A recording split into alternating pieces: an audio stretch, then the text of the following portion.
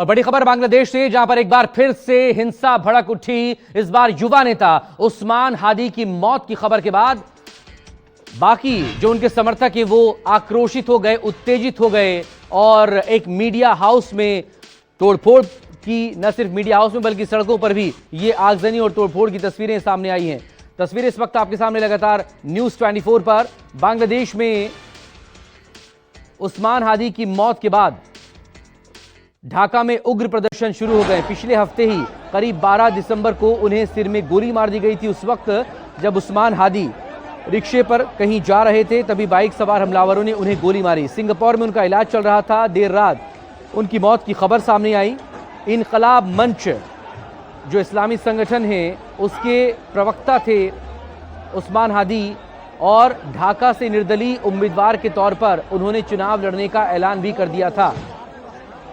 शेख हसीना सरकार के तख्ता पलट के बाद पहली बार अब चुनाव वहां पर होना है और इस चुनाव में उस्मान भी एक उम्मीदवार थे निर्दलीय के तौर पर। बहरहाल मेरे वरिष्ठ सहयोगी संजीव त्रिवेदी इस वक्त हमारे साथ जुड़ गए बांग्लादेश पर अपडेट देने के लिए। संजीव, बांग्लादेश में एक बार फिर से हिंसा और आगजनी का ये दौर शुरू हुआ है। इस बार जो युवा नेता है उस्मान हादी, उनकी मौत की खबर के बाद ये हिंसा का तांडव वहां से सामने आया है। अपडेट आपसे चाहेंगे फिलहाल मौजूदा हालातों पर।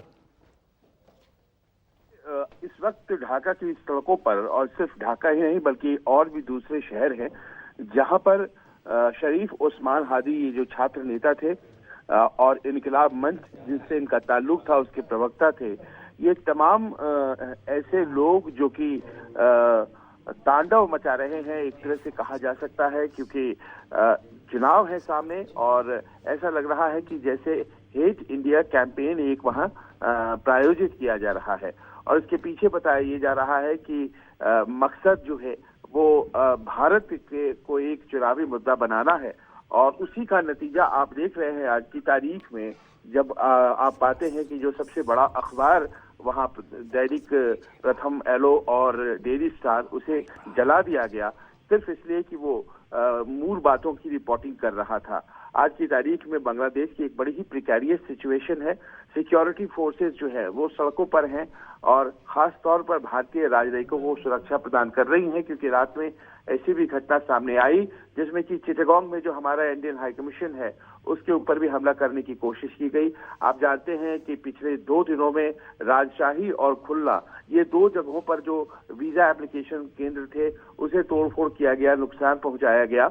और उसके अलावा सबसे पहले बांग्लादेश की राजधानी ढाका में ही जो वीजा एप्लीकेशन सेंटर था उसको तोड़ने की कोशिश की गई थी। ऐसा लग रहा है कि बड़ी सक्रियता के साथ वहां पर पाकिस्तान की आईएसआई और दूसरी कट्टरपंथी सक्रिय हैं और इस बार के चुनाव को एंटी इंडिया चुनाव बनाने की कोशिश की जा रही है, जबकि सच बात तो यही है कि आंतरिक कलह बहुत ज्यादा है वहां पर और शेख हसीना के जाने के बाद स्थिति और भी ज्यादा विकट हो गई है। जी बहुत शुक्रिया आपका संजीव, तमाम डिटेल के लिए आप नजरें बनाए रखें। अपडेट के लिए आपसे फिर बात होगी।